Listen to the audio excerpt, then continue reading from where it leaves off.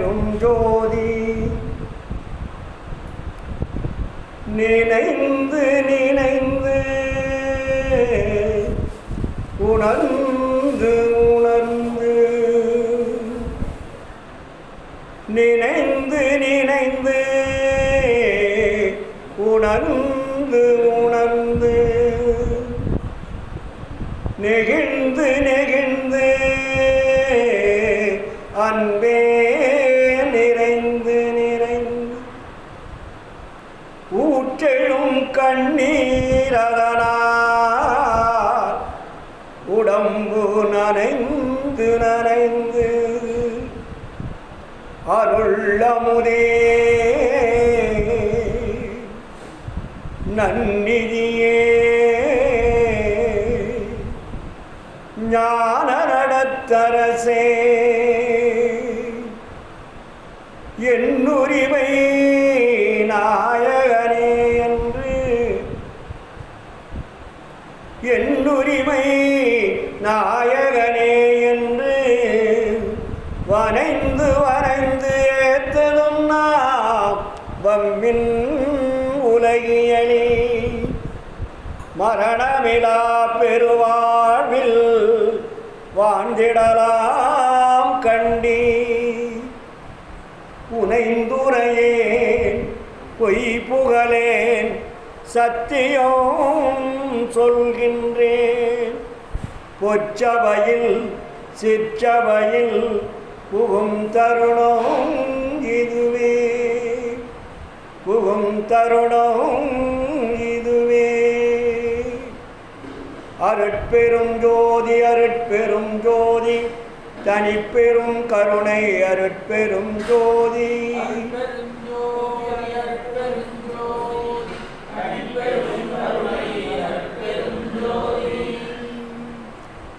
ஆன்மநேய ஒருமைப்பாட்டு உரிமையுடைய சகோதர சகோதரிகள் அனைவருக்கும் முதற்கண் நன்றி கலந்த வணக்கத்தையும் வாழ்த்துக்களையும் தெரிவித்துக் கொள்கிறேன்.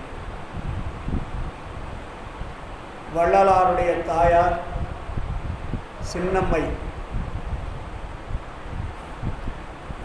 சின்னம்மையாருடைய இல்லமாகிய சின்னக்காவனத்திலே ஒரு அற்புதமான சபையையும் தர்மசாலையும் ஏற்படுத்தி அன்றாட வருகின்றவர்களுக்கு அன்னதானமும் வழிபாடும் செய்து இந்த ஜாதி சமய மதங்களில் சிக்கிக் கொண்டிருக்கக்கூடிய மக்களை நல்வழிப்படுத்தி எல்லாம் வல்ல தனித்தலைமை பெரும்பதியாகிய அருட்பெருஞ்சோதி ஆண்டவரை தொடர்பு கொண்டு வாழ்வாங்கு வாழ வேண்டும் என்பதற்காக இந்த அமைப்பை உருவாக்கி இவ்வளவு காலம் சிறப்பாக செய்து கொண்டிருக்கும் அத்தனை அன்புள்ளங்களுக்கும் நன்றி கலந்த வணக்கத்தையும் வாழ்த்துக்களையும் தெரிவித்துக் கொள்கிறேன். இந்த உலக வரலாற்றில் ஒரு மாபெரும் அருளாளரை பெற்ற தாய்தான் சின்னம்மையார். யாருக்குமே கிடைக்காத ஒரு வாய்ப்பு இந்த சின்னக்காவனத்துக்கு கிடைத்திருக்கிறது. ஏனென்றால் ஒரு வள்ளல் பெருமானை உலக அருளாளரிலே முதலிலே இருக்கக்கூடிய ஆற்றல் படைத்த அருள் பெற்ற மரணத்தை வென்ற மாபெரும் அருளாளரை பெற்றெடுத்த தாய் சின்னம்மையனுடைய இல்லம்.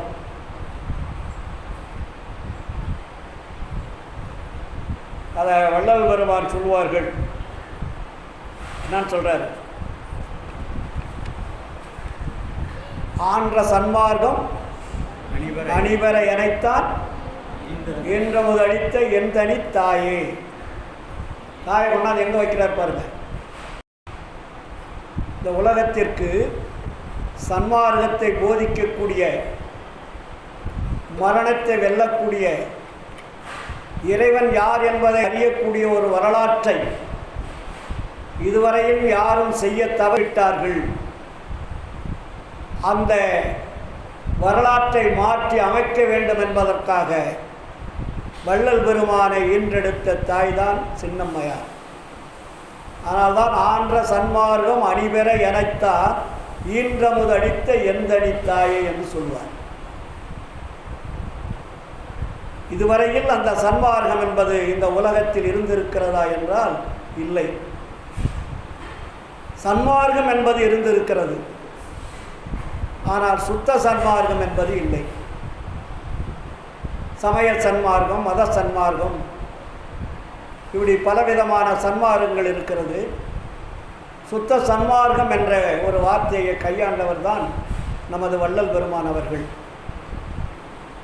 அப்படிப்பட்ட மாபெரும் சக்தி வாய்ந்த அருளாளரை இந்த உலகத்திற்கு அறிமுகப்படுத்திய தாய்க்கு இங்கே ஒரு சபையை எழுப்பி தருமச்சாலையை வைத்து வருபவர்களுக்கெல்லாம் அன்பு பாராட்டி அன்னம் பாலித்து கொண்டிருக்கக்கூடிய அத்தனை அன்புள்ளங்களுக்கும் மீண்டும் ஒரு முறை நன்றி கலந்த வணக்கத்தையும் வாழ்த்துக்களையும் தெரிவித்துக் கொள்கிறேன்.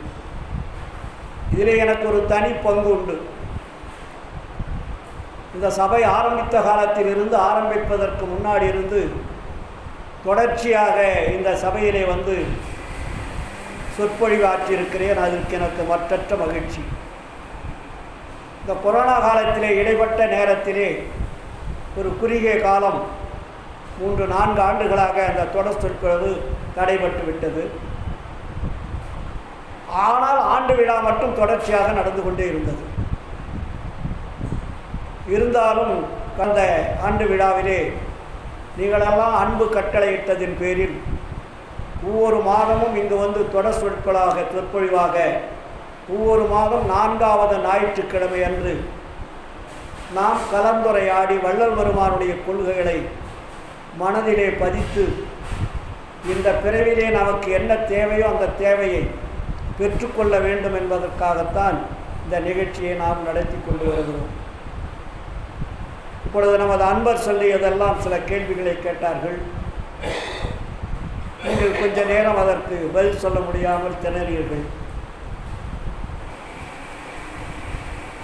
ஏன் இந்த திணறல் வருகிறது என்பதை நாம் முதலில் சிந்திக்க வேண்டும். ஏன்னா நாம் என்றால் இந்த பிறப்பிலே நாம் மனித பிறப்பு எடுத்தது அல்ல. ஆனால் மனித பிறப்பு இப்பொழுது நமக்கு கிடைத்திருக்கிறது. ஆனால் அந்த மனித பிறப்பிலே நம்முடைய ஆன்மாவிலே அழுக்கு படிந்திருக்கிறது. என்ன படித்திருக்கு? அஞ்ஞானம் அறியாமை என்னும் அழுக்கு பதிவாயிருக்கிறது. அந்த அழுக்கை நீக்க வேண்டும் அல்லவா? அந்த அழுக்கை நீக்குவதற்காக இந்த உலகத்தில் எத்தனையோ வழிமுறைகளை நமக்கு சொல்லியிருக்கிறார்கள். ஆனால் வள்ளல் பெருமான் அதை கௌரவமாக சொல்லுவார்கள். திரை மறைப்பு என்பார். அது பேர் என்ன? திரை மறைப்பு. என்ன திரையை மறைத்து கொண்டிருக்கிறது என்றால் ஆண்டவனை அறிந்து கொள்ள முடியாத திரை மறைக்கப்பட்டிருக்கிறது. அப்போ ஆண்டவன் எங்கே இருக்கிறார் என்பதுதான் ஒரு கேள்வியாக இருக்கிறது. நாம் ஆண்டவனை தேடி அலைந்து கண்டுபிடிக்க முடியுமா என்றால் முடியாது. இந்த வாழ்க்கை முறையிலே முடியாது. இந்த வாழ்க்கை முறையை நாம் மாற்றினால் கண்டிப்பாக முடியும். அப்போ வாழ்க்கை முறையை மாற்றுவதற்கு தான் சுத்த சன்மார்க்கம் நமக்கு வழிகாட்டுகிறது இல்லையா? அப்போ சுத்த சன்மார்க்கத்திற்கு நீங்கள் வருவதற்கு முன் என்னவாக இருந்தீர்கள், வந்த பின் என்னவாக இருக்கின்றீர்கள்? இதுதான் இப்போ ஒரு கேள்வி. ஏதோ இதுவரையில் ஏதோ ஜாதி சமய மத சடங்குகளில் இருந்தோம்.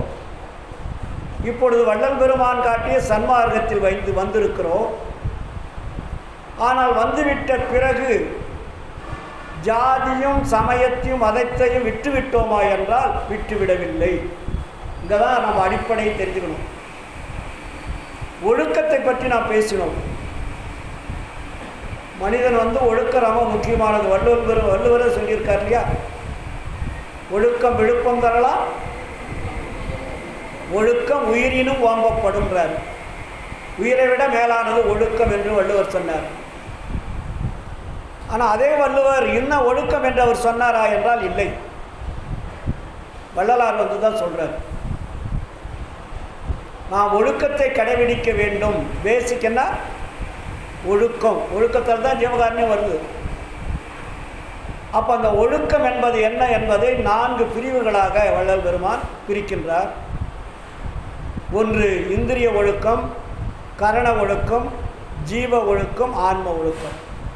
இது எங்கேயா இருக்கிறது அப்படி ஒன்று கேள்வி கேட்டீர்களானால் நம் உடம்புக்குள்ளே இருக்கிறது. இந்த உடம்பில் இருக்கக்கூடிய அவயங்கள், தத்துவங்கள், உடல் உறுப்புகள் எல்லாம் ஒழுக்கம் இல்லாமல் செயல்பட்டு கொண்டிருக்கிறது. புரியுதுங்களா? நம்ம உடம்புல தான் இருக்குது எல்லாமே. இந்திரியம் நம்ம உடம்புல தான் இருக்குது, கரணம் நம்ம உடம்புல தான் இருக்குது, ஜீவன் நம்ம உடம்புல தான் இருக்குது, ஆன்மா நம்ம உடம்புல தான் இருக்குது. ஆனால் இந்த நான்கும் எப்படி செயல்பட்டு கொண்டிருக்கிறது? தவறாக செயல்பட்டு கொண்டிருக்கிறது. தவறான வழியில் சென்று கொண்டிருக்கிறது. தவறான வழியில் சென்று கொண்டிருக்கிறதை மாற்றுவதற்கு பெயர் தான் ஒழுக்கம். அதை மாற்றுவதற்கு என்ன பேர்? ஏன்னா ஒழுக்கம் இல்லாததுனால தான் வள்ளலார் ஒழுக்கத்தை சொல்லி கொடுக்குறார். அதை நம்ம போது புரிஞ்சுக்கணும். ஒழுக்கம் இருந்தால் வள்ளலார் எதுக்கு ஒழுக்கத்தை சொல்கிறாரு? நம்மகிட்டலாம் ஒழுக்கம் இல்லைன்னு அர்த்தம். ஒழுக்கம் இல்லாததனால் ஒழுக்கத்தை கடைபிடிங்கன்னு சொல்கிறார். அப்போ ஒழுக்கம் என்பது என்ன என்பதை நீ வெளியே போய் தேடுவதல்ல ஒழுக்கம். நல்லா நீட்டாக ட்ரெஸ் பண்ணிக்கிட்டு கார்லேயோ பைக்லேயோ கழுத்தில் காதில் மூக்கில் வாயிலெல்லாம் நகை நட்டை போட்டுக்கிட்டு ஜெனூனாக போகிறதல்ல ஒழுக்கம். இந்த உடம்பில் இருக்கக்கூடிய உயிரையும் ஆன்மாவையும் காப்பாற்றக்கூடியது எதுவோ அதற்கு பெயர் தான் ஒழுக்கம். இப்போ 4 பகுதிகளாக பிரிக்கிறார் வள்ளலார் உடம்பை. இந்திரியங்களாக, அதுக்கு பேர் புறம்னு பேர் வச்சார். புறம் என்பது கரண ஒழுக்கம், கரணங்கள்னு பேர். புறப்புறம் என்பது இந்திரியங்கள்னு பேர்.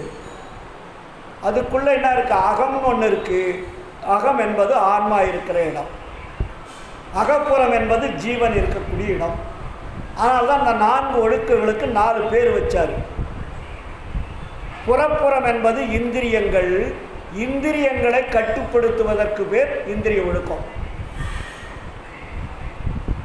அது புறம். புறம் என்பது அதற்குள்ளே இருப்பது கரணங்கள். கரணங்கள்னா என்ன?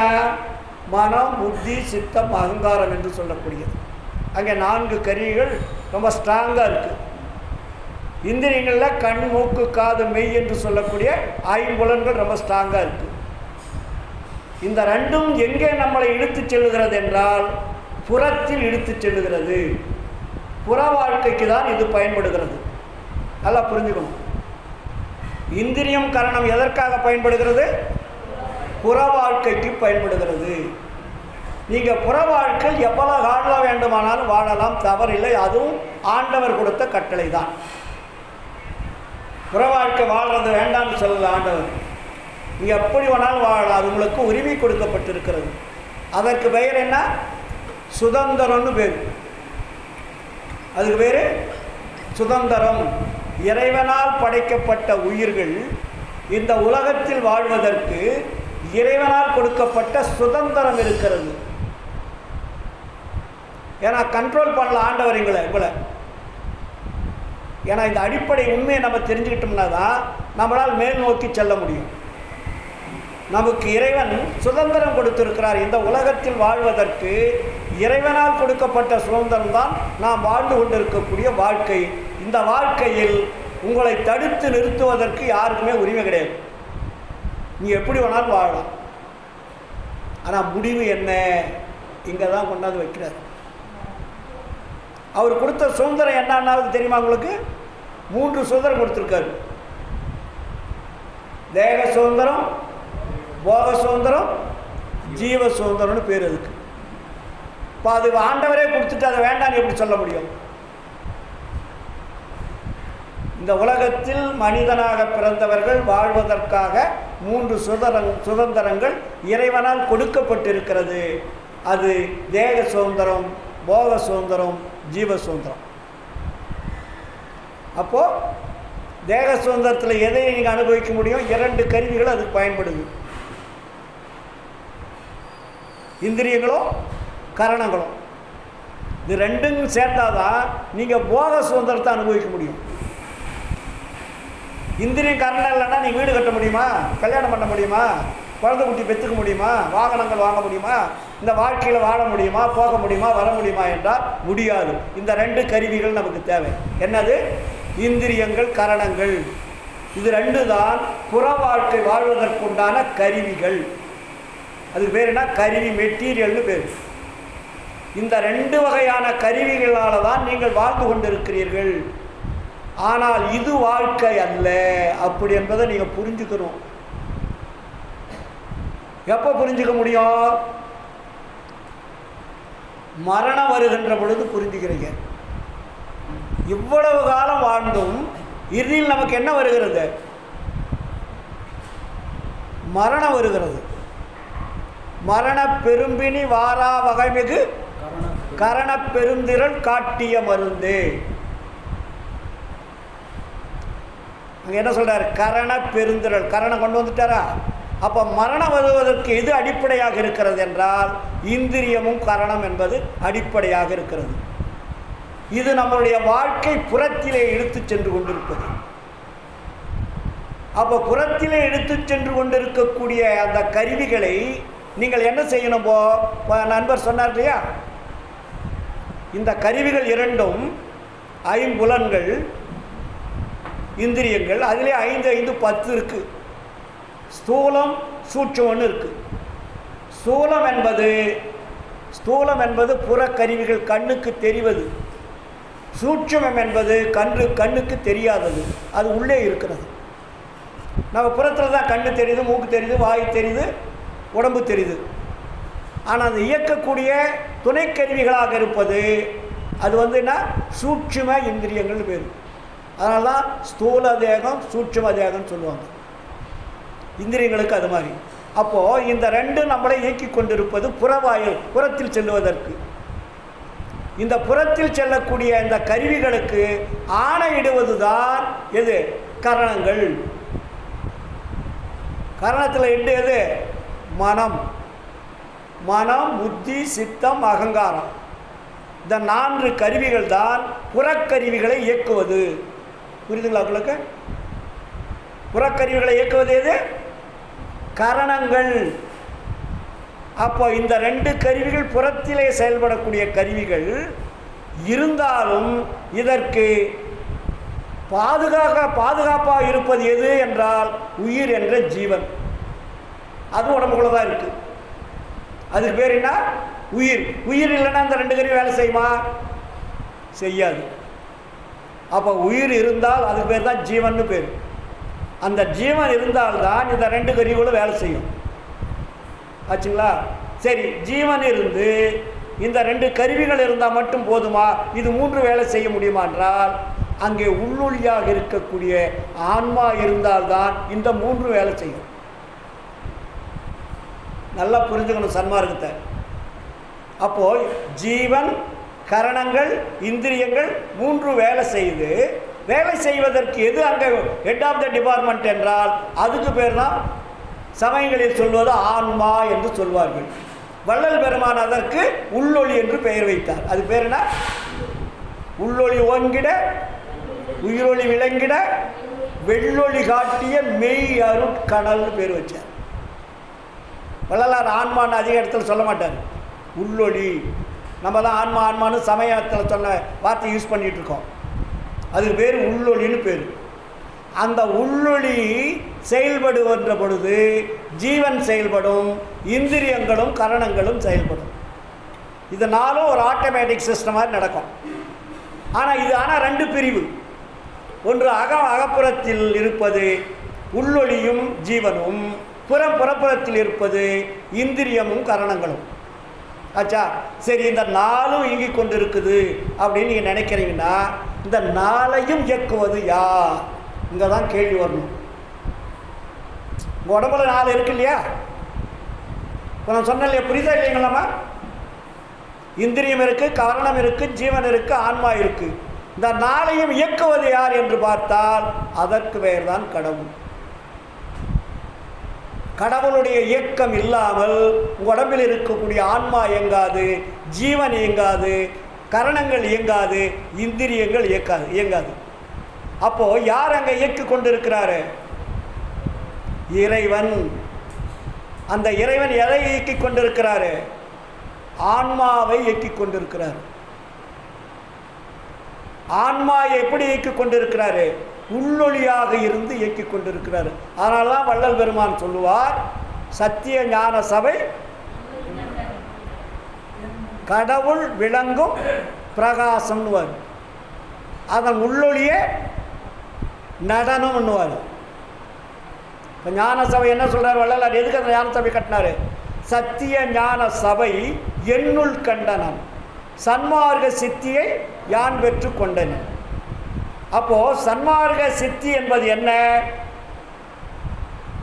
மரணத்தை வெல்லுவது தான் சன்மார்க்க சித்தி என்பது. முத்தி என்பது வேறு, சித்தி என்பது வேறு. முத்தி என்பது 300 சாதனம் சொன்னார். சித்தி என்பது நிலை சேர்ந்த அனுபவம். அப்போ அனுபவத்தை கொண்டு வருவது தான் சுத்த சன்மார்க்கம். முத்தியில் இட்டு செல்வது சமய சன்மார்க்கம். நல்லா தெரிஞ்சுங்க.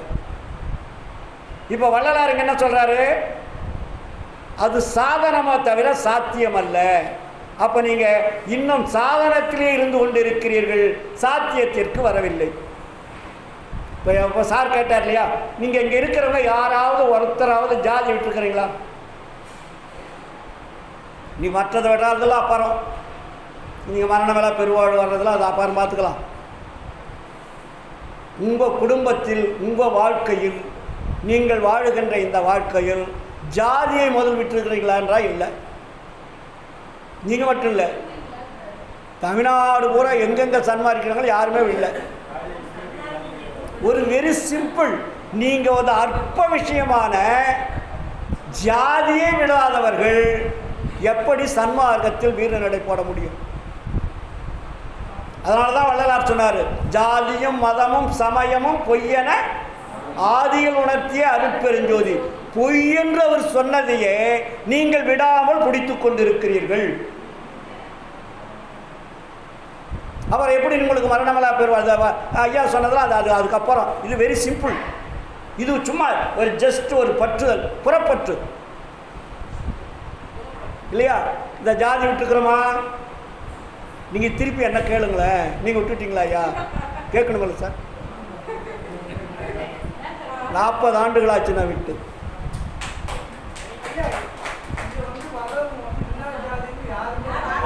அதெல்லாம் நான் சொல்கிறேன் சார், நான் உங்களை குறை சொல்லலை, அதுக்கு விளக்கம் சொல்கிறது தான் வரைப்போம். ஏன்னா நீங்கள் மட்டும் இல்லை, உலகம் முழுவதில் இருக்கக்கூடிய சன்மாரிகள் அத்தனை பேருக்கு சொல்கிறேன், யாருமே ஜாதி விட்டது எனக்கு இதுவே தெரிஞ்சதில்லை.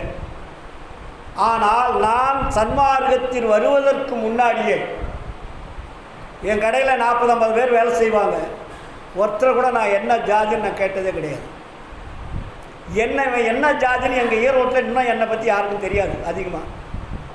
இவன் எந்த ஜாதியானவன், எந்த ஜாதிவன், இவன் யார் வீட்டில் பொண்ணு எடுத்தா அப்படின்னு யாருக்கும் தெரியாது. என் பேர் தெரியும், என் கடை பேர் தான் தெரியும். என் கடை ஸ்பென்சர் டெய்லர்ஸ் நான் வச்சுருந்தேன். என்னை கூப்பிடுறது எல்லோரும் ஸ்பென்சர் தான் கூப்பிடுவாங்க. கதிர்வேல் என்ற பேர் கூட தெரியாது, இப்போ சன்மாரிகளுக்கு தான் தெரியும். கதிர்வேல் என்றது சன்மாரிகளுக்கு மட்டும்தான் என் பேர் தெரியும், ஈரோடு கதிர்வேல் அப்படின்னு. எங்கள் ஈரோட்டில் போனீங்கன்னா ஈரோட்டில் இருக்கிறவங்க யாருக்குமே என் பேர் தெரியாது. கடை பேர் தான் சொல்லுவாங்க, ஸ்பென்சர் போகிறாரு, ஸ்பென்சர் வராரு, ஸ்பென்சர் எங்கே அப்படின்னு தான் கேட்பாங்க. எதுக்கு சொல்லுவார் என்றால், இதையெல்லாம் நாம் விடுவதற்கு தடையாக இருக்கிறோம். ஏனென்றால் உலக வாழ்க்கையில் நாம் வாழ்ந்து கொண்டு இருக்கிறோம். இப்போ ஐயா கேட்டார் இல்லையா, மரணமலா பெருவாழ்வு என்பது இன்னும் 300-400 வருஷத்துக்கு மேலே தான் யாரும் பெற முடியும். இன்னும் 300-400 வருஷம் ஆகணும். அது வெளியும் யாராலையும் எந்த கொம்பனாலையும் மரணமலா பெருவாழ்வு வாழ முடியாது. ஏன்னா அவங்கள என்ன மறைச்சிருக்குது தெரியுமா? மலை இருள்னார். அது பேர் என்ன? மலை இருள். இந்த வள்ளலார் அவங்களே சொல்லுவார், 300 மலை இருள் முழுவதும் நீக்கியே எண்ணுல வரை மேல் எழுந்த செஞ்சுடரே என்றார். அப்போது இந்த மலம் என்பது நம்ம ஆன்மாவை உடம்பில் இருக்கக்கூடிய 4 பாகத்தையும் பற்றி கொண்டிருப்பது. அதை சீக்கிரமாக விட முடியுமா என்றால் அவ்வளோ சீக்கிரத்தில் விட முடியாது. அதுக்கு என்ன வேணும்? வைராக்கியம் வேணும். என்ன வைராக்கியம் வேணும்? பாச வைராக்கியம் வேணுன்றார். முயற்சி வேணும். என்ன முயற்சி வேணும்? அதிதீவிர முயற்சி வேணுன்றார். சாதாரண முயற்சியால் முடியுமா? நம்ம எல்லோரும் சன்மார்க்கத்தில் தான் இருக்கோம். நம்ம வீட்டில் ஒரு பொண்ணோ பையனே பிறந்தா, ஒரு திருமணம்னு வந்துட்டா, நம்ம எந்த ஜாதியில் பொண்ணு எடுப்போம் நம்ம தேடணுமா இல்லையா? நம்ம வேணால் பெருமையாக பேசிக்கலாம், நான் ஜாதியெல்லாம் இல்லை, நான் ஜாதியை பற்றி பேசுகிறதில்ல, ஜாதி பற்று இல்லைன்னு. நம்ம குடும்பத்தில் ஒரு பையன் ஒரு பொண்ணு வந்துருச்சு, வயசுக்கு படித்தாச்சு, கல்யாணம் பண்ண போகிறீங்கன்னா நீங்கள் ஏதோ ஒரு ஜாதியில் கொண்டு போய் கொடுத்துருவீங்களா? அந்த பக்கம் உங்களுக்கு வந்துருச்சா? அப்போ ஏதோ ஒரு ஜாதி, நம்ம ஜாதியில் தான் பொண்ணு தேடுவோம். அந்த பிள்ளைங்க ஒரு காதலிச்சு கல்யாணம் பண்ணால் கூட வேறு ஜாதியில் காதலிச்சா அந்த பிள்ளைக்கு கிடைக்கிற திட்டு விழுன்னு இருக்காது, பையனுக்கு கிடைக்கிற திட்டு விழுன்னு இருக்காது. அதையாவது நம்ம விட்டு கொடுத்தோமா என்றால் விட்டு கொடுக்க முடியவில்லை. நான் சொல்வது மற்றவர்களுக்கு அல்ல, சன்மாரிகளுக்கு. எப்படி நீங்கள் மரணங்களா பெருவாழ் வாழ முடியும் சொல்லுங்க?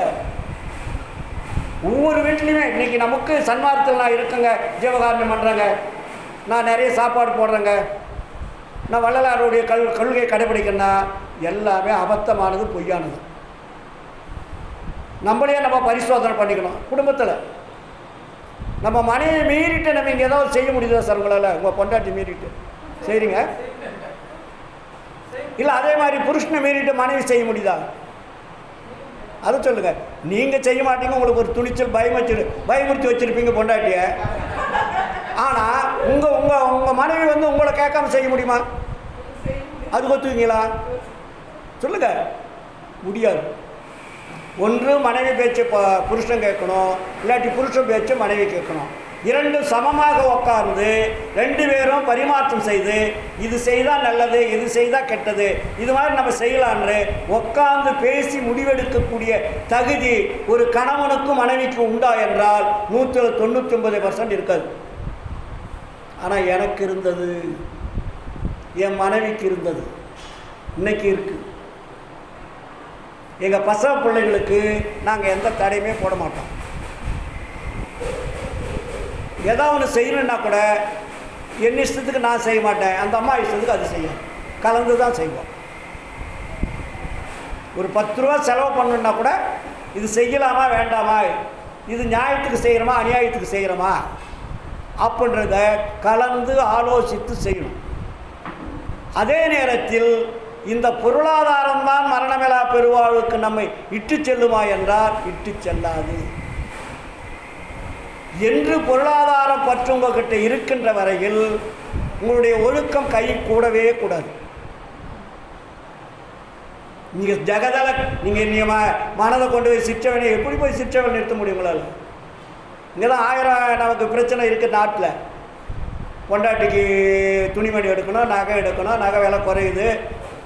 போன வாரம் 53,000 ரூபா இருந்தது, அன்றைக்கி 49,000 ரூபா 50,000 ரூபா வருது.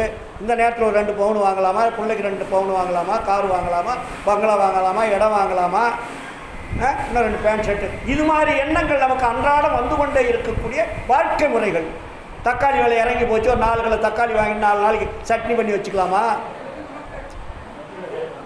இதெல்லாம் நம்ம ஒரு கணக்கு போடுறோம் இல்லையா? அப்போது இது மாதிரி எண்ணங்கள் நமக்கு உற்பத்தி ஆகின்ற வரையில் சன்மார்க்கத்திலிருந்து என் பயனும் இல்லை. சன்மார்க்கம் என்பது என்ன?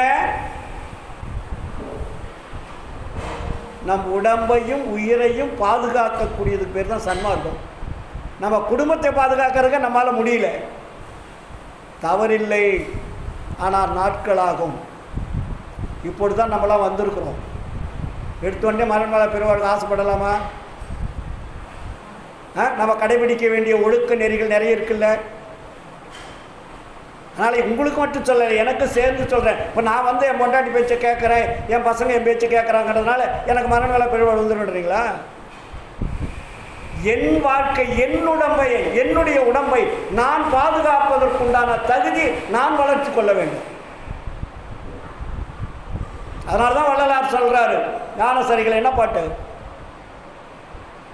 புகுந்தருணம் இது கண்டேன் நம்மவரே நான் தான் புகழ்கின்றேன், என் மொழி ஓர் பொய்மொழி என்னாதி. உகுந்தருணம் உற்றவரும் பெற்றவரும் மற்றவரும் உடைமைகளும் உலகியலும் உற்ற துணையன்றே. புரியுதுங்களாங்க? மிகுந்த சுவைக்கரும்பு எது நமக்கு தேவையானது? மிகுந்த சுவைக்கரும்பே, செங்கனியே, கோற்றேனே, மெய்ப்பயனே, கைப்பொருளே, விடையறியா மணியே, தகுந்த தனிப்பெரும்பதியே, தயாநிதியே, கதியே, சத்தியமே என்றுறவின் பக்தியோடு பணிந்தே. சன்மார்க்கம் பேசுவதற்கு நன்றாக இருக்கும், செயல்பாட்டிற்கு உதவாது. உதவுற அளவுக்கு நம்ம வாழ்க்கையை அமைச்சுக்கணும். அதுதான் சொல்ல வர்றது. இப்போ இதுவரையில் நீங்கள் இருந்தது போதும், இனிமேலாவது நம்மை மாற்றிக்கொள்ள வேண்டும் அல்லவா? இப்போ என்னை நான் 40 ஆண்டுகளாக கொஞ்சம் கொஞ்சமாக மாற்றிட்டு வந்திருக்கேன். எனக்கு எந்த பற்றும் கிடையாது, உலகில் பற்று கிடையாது. வீடு வேணும், வாகனம் வேணும், பைக்கு வேணும், கார் வேணும், பங்களா வேணும், பையன் வேணும், பேரன் வேணும், பேத்தி வேணும், ஒன்றுமே கிடையாது.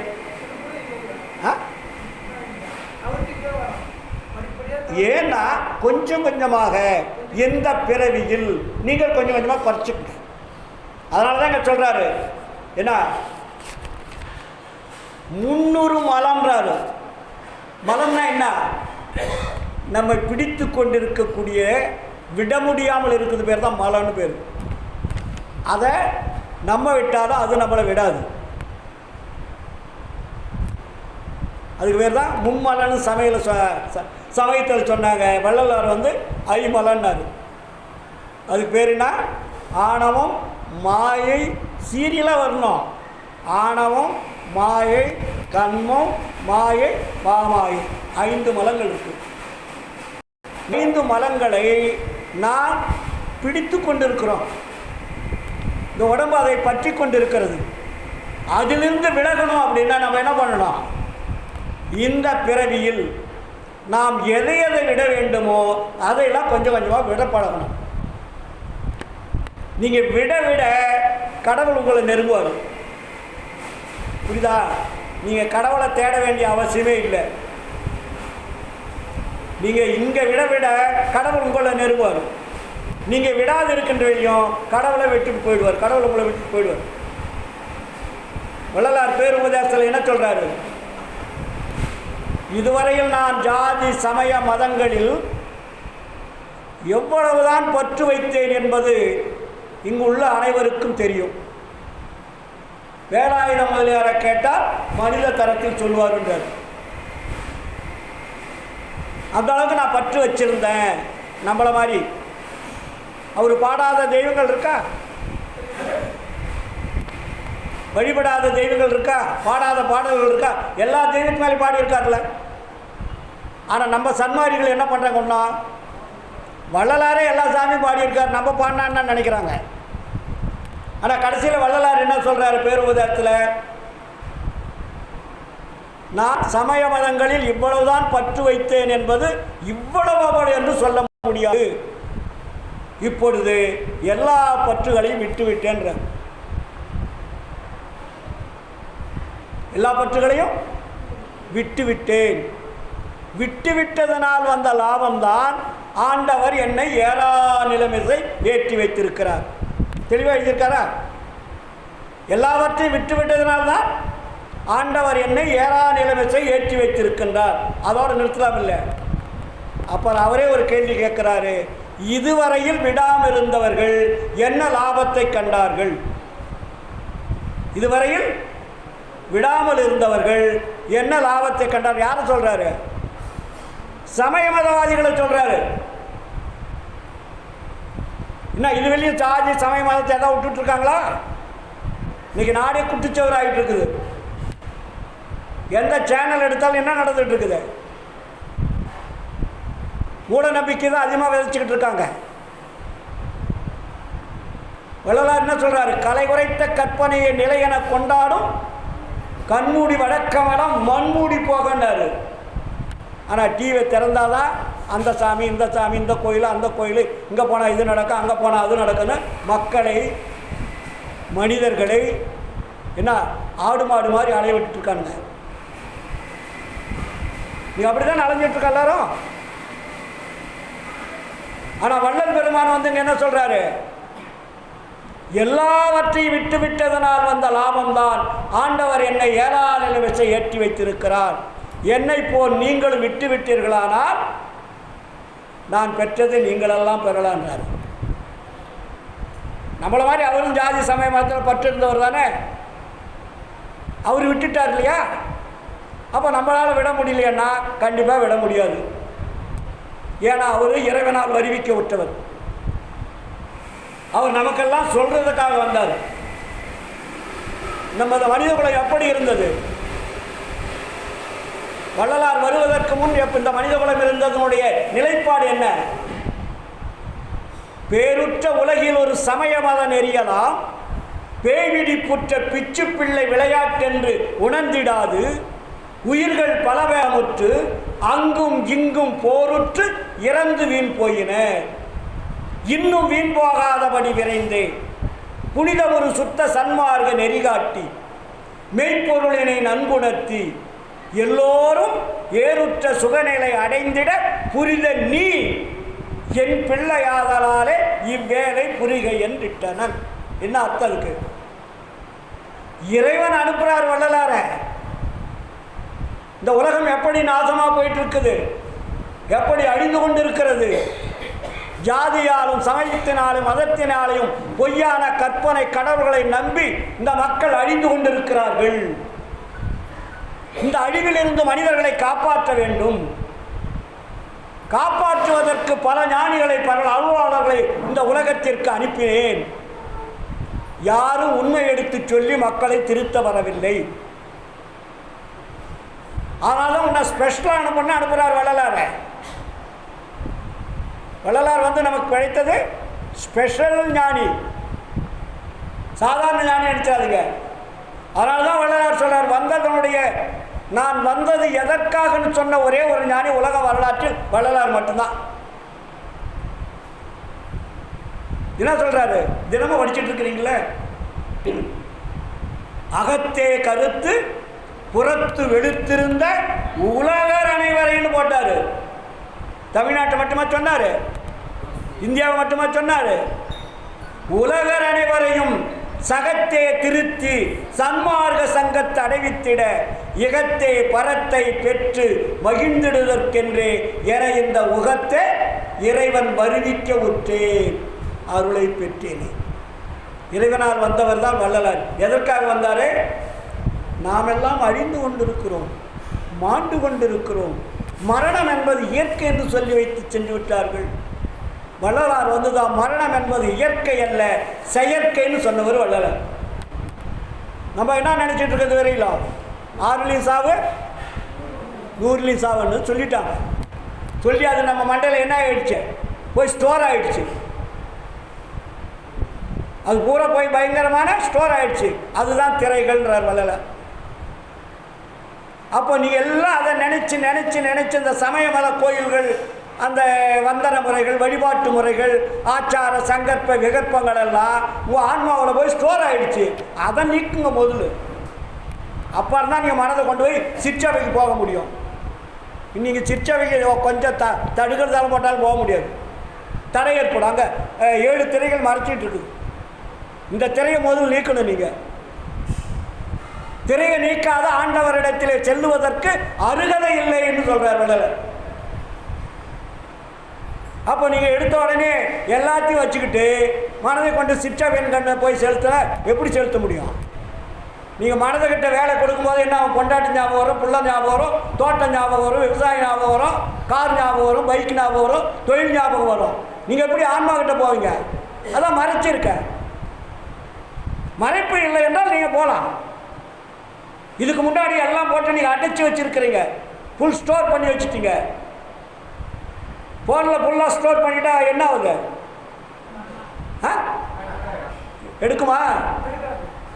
ஆங்காவுதுன்னு சொல்கிறோம்ல, அது மாதிரி நீங்கள் போய் மண்டையில் எல்லாத்தையும் போய் ஸ்டோர் பண்ணி வச்சுட்டீங்களே, அது அப்புறம் எப்படி நீங்கள் உள்ளே நுழைய முடியும்? எல்லாம் கேட்டு அடைச்சிருக்கு, குப்பையாக போய் உள்ளே வச்சுட்டீங்க. குப்பையெல்லாம் வெளியெடுத்தால் தானே உள்ளே போய் நீ நல்ல பொருளை உள்ளே அனுப்ப முடியும். புரியுதுங்களா சொல்கிறது? நம்ம எல்லாமே குப்பையை போட்டு வச்சுருக்கோம் உள்ள. இந்த ரூமை நிறைய குப்பையை போட்டால் ஒரு நல்ல பொருள், ஒரு சர்க்கரை ஒரு 100 மூட்டை கொண்டு போய் எப்படி வைக்க முடியும்? அதுக்கு முன்னாடி உள்ள குப்பையெல்லாம் போட்டு வச்சுட்டீங்க. அதையெல்லாம் வெளியே எடுத்தால் தான் நல்ல பொருளை உள்ளே கொண்டு போக முடியும். ஆனால் முன்னாடி இருக்கக்கூடிய குப்பைகளை அகற்ற வேண்டும். அகற்றுவது எப்படின்றதான் சன்மார்க்கம் சொல்லிக் கொடுக்குறது. அது கொஞ்சம் கொஞ்சமாக முதல்ல நம்ம ஒழிக்க வேண்டியது ஜாதி சமய மதம் தாங்க. நீ அதை விடாமல் நீ எத்தனை காலம் நீங்கள் சன்மார்க்கத்தில் இருந்தாலும் நோ நோ நோ வேஸ்ட்டு.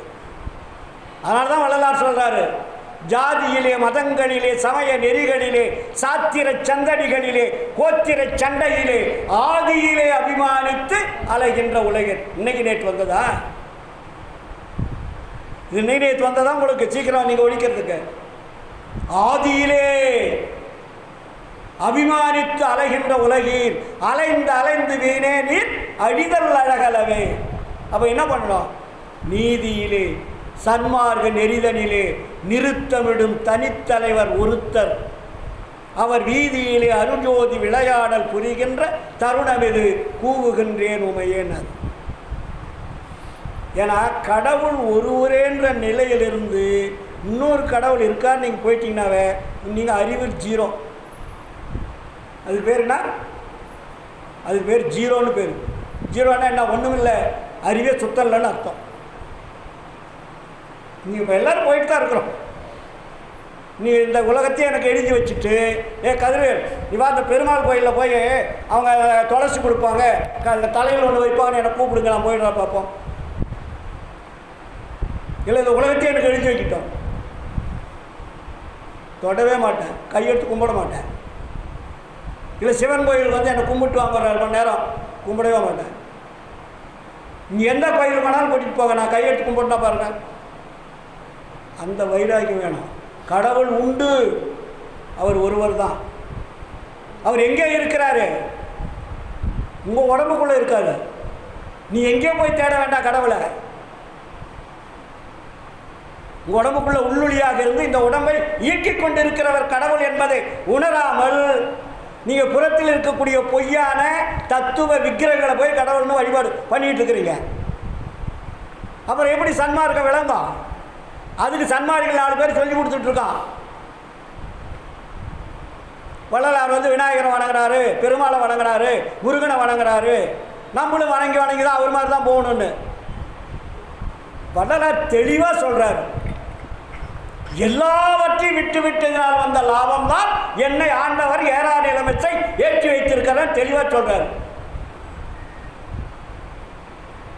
என்னை இப்பொழுது ஏற்றி விட்டது எது என்று கேட்டால் என்ன சொல்றாரு அவரு?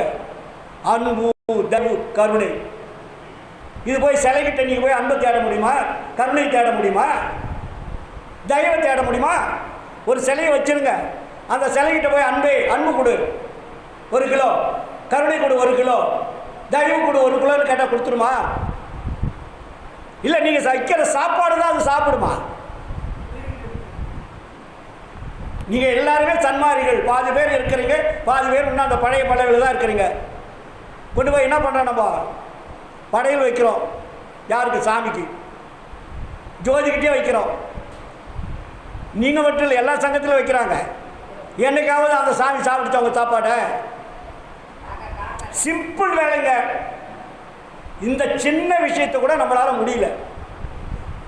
இந்த அறிவு நமக்கு விளங்குச்சா? ஜோதி கடவுளாது.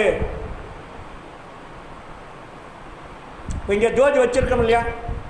ஏன் வள்ளலார் ஜோதி வைக்க சொன்னார்? இதுவரையில் நீங்கள் வழிபாடு செய்து கொண்டிருந்தது விக்கிரகம்.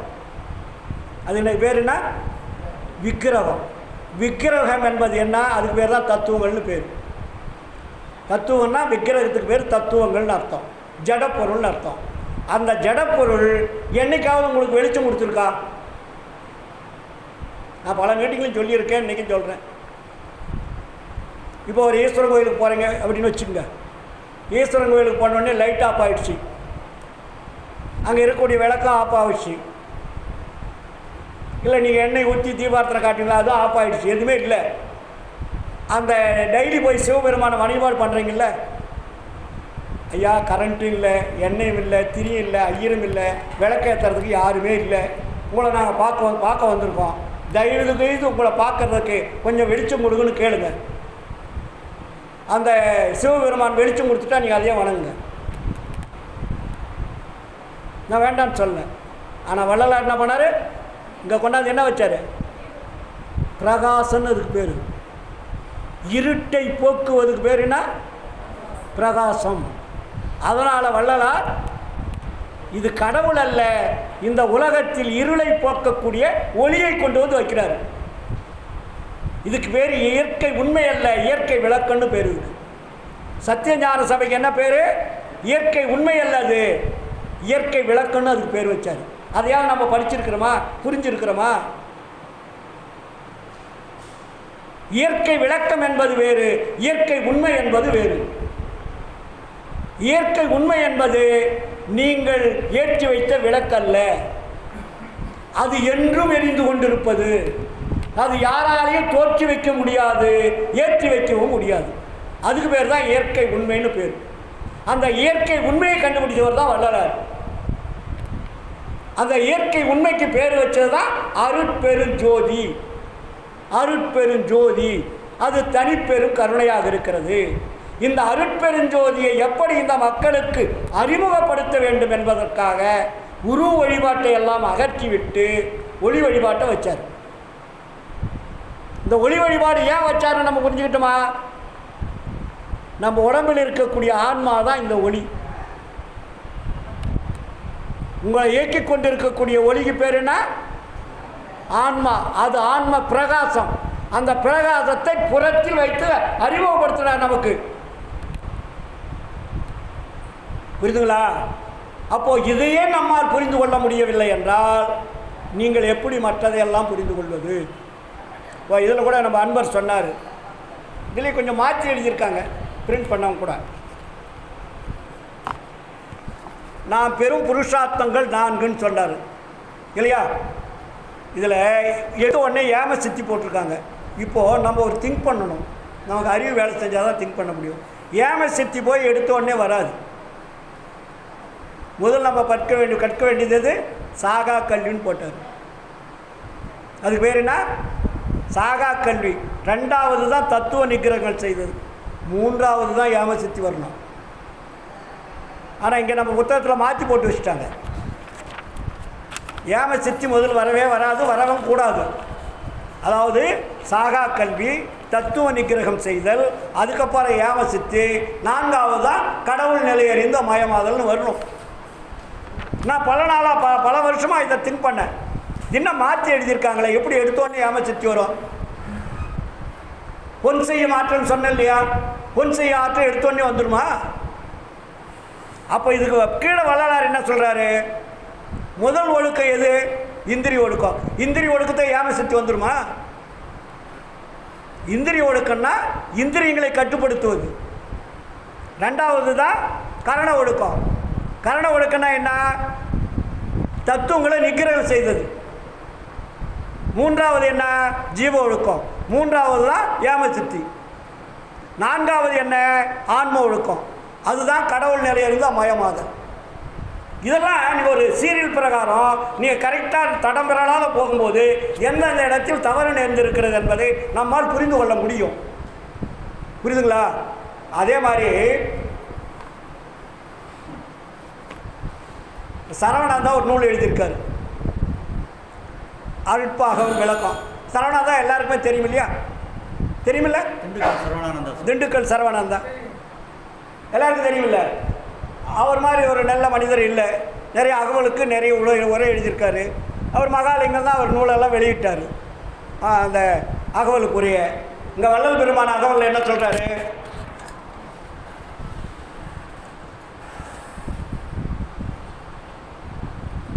பைகளில் முட்டையில் பாரினில் வேர்வினில் ஐபெற அமைத்த அருட்பெருஞ்சோதி. இதுக்கு என்ன எழுதி வச்சுருக்காருன்னா, பையில் உயிர் தோன்றுது, முட்டையில் உயிர் தோன்றுது, பாரில்னா வேரில் உயிர் தோன்றுது, மண்ணில் உயிர் தோன்றுது. இந்த 4 வகையில் தான் உயிர் தோன்றக்கூடிய வழியே. உயிர் எது இதில் தோன்றுது? பூமியில், வேரில், முட்டையில். அதுக்கப்புறம் என்ன? பை.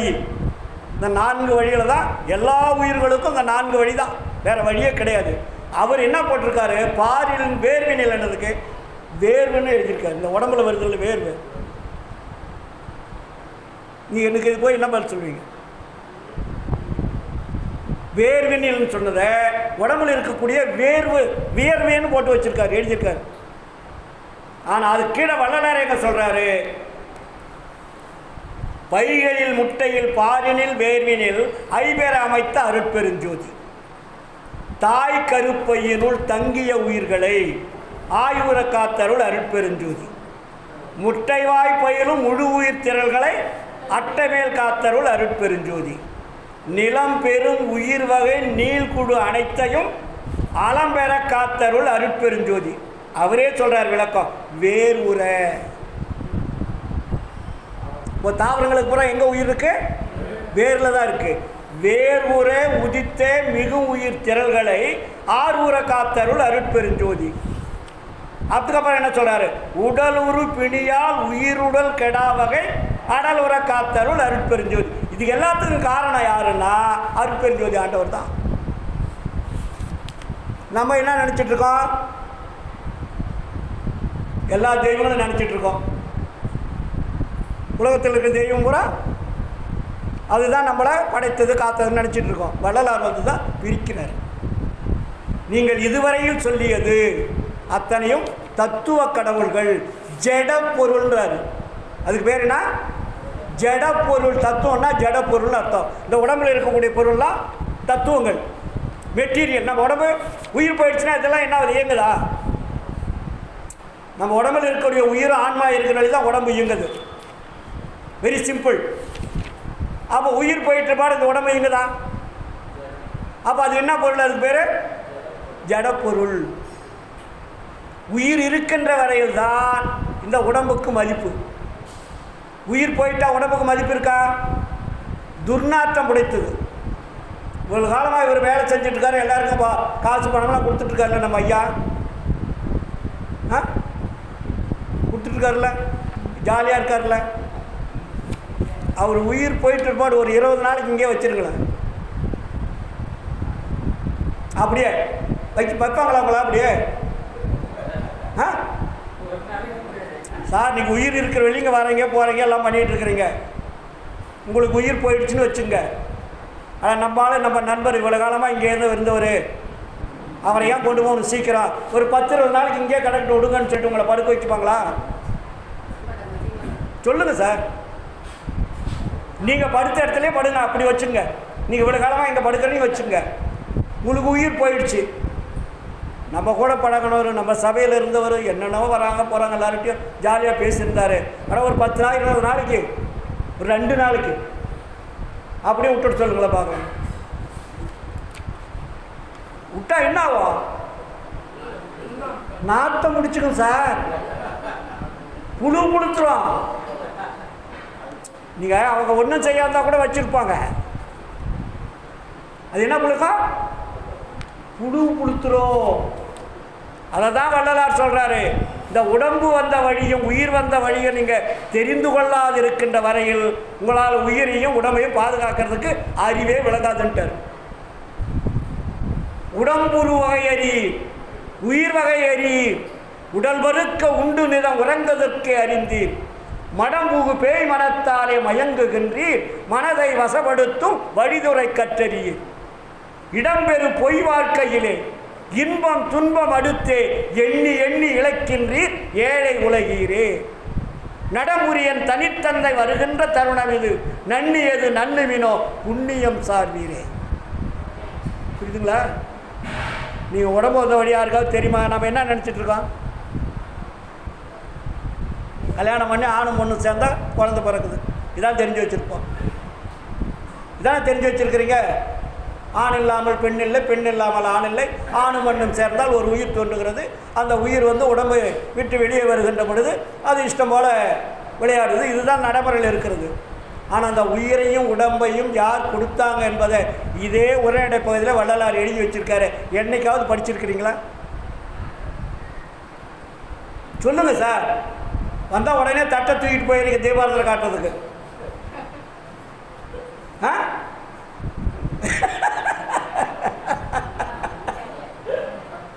நான் வயசாகிடுச்சு, இன்னும் எத்தனை நாளைக்கு இருக்குமோ இல்லையோ தெரியல, நம்ம உயிரை காப்பாற்றுறதுக்கு வழி தெரியலையே, உடம்பை காப்பாற்ற வழி தெரியலையே அப்படின்னு நம்ம அதை நினைக்கணும்னு சொல்ல வரேன்.